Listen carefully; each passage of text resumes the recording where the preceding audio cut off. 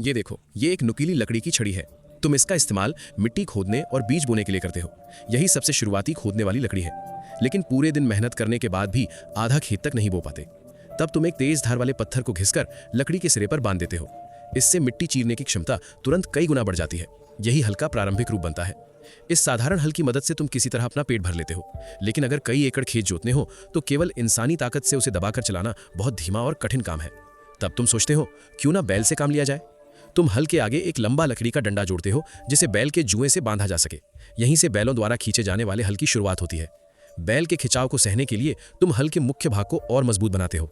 उसमें एक क्षैतिज बीम जोड़ते हो, ऊपर और नीचे को जोड़ने के लिए एक मजबूत लंबवत डंडा लगाते हो और पीछे दिशा नियंत्रित करने के लिए हैंडल जोड़ देते हो। अब एक विकसित लकड़ी का हल तैयार हो जाता है और तुम पहले से कहीं अधिक भूमि जोतने लगते हो। जमीन बढ़ती है, फसल बढ़ती है और जीवन बेहतर होने लगता है। लेकिन एक नई समस्या सामने आती है।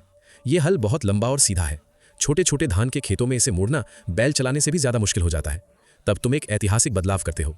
हल के लंबे सीधे ढांचे को मोड़कर घुमावदार बना देते हो। इससे उसकी कुल लंबाई कम हो जाती है और मोड़ने का दायरा भी काफी छोटा हो जाता है। पहले जहां 2 बैलों की जरूरत पड़ती थी, अब केवल एक बैल ही आसानी से हल खींच सकता है। लेकिन तुम यही नहीं रुकते।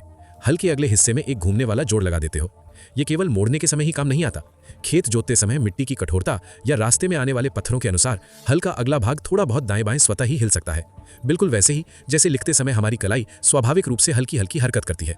इसके बाद तुम हल के पीछे एक घुमावदार मिट्टी पलटने वाला फलक जोड़ देते हो, जिससे उखड़ी हुई मिट्टी आसानी से एक तरफ पलट जाती है।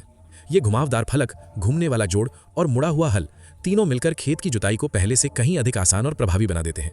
अंत में तुम हल के मुख्य डंडे को और लंबा करते हो तथा साधारण छेद और खूंटी की जगह गहराई समायोजित करने वाली नई संरचना जोड़ देते हो। हल को आगे दबाने पर फाल ज्यादा गहराई तक मिट्टी में धंसता है और पीछे खींचने पर ऊपर उठ जाता है।